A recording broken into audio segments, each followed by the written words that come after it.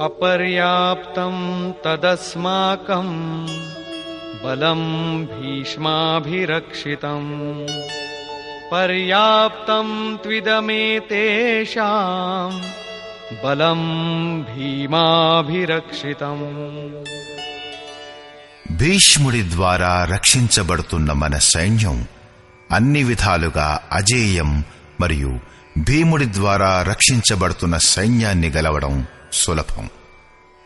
పర్యాప్తం మరియు అపర్యాప్తం వంటి శ్లిష్ట శబ్దాల ప్రయోగం దుర్యోధనుడి భయాకులతను వ్యక్తం చేస్తుంది. అందుచేత ఇప్పుడు కౌరవులు ఆధారపడుతున్న భీష్ముడు ఎటువంటి శక్తి గలవాడు, పాండవులందరూ ఆధారపడుతున్న భీముడు ఎటువంటి శక్తి అంటే దైవీ సంపద కలవాడు అని ఆలోచించాలి.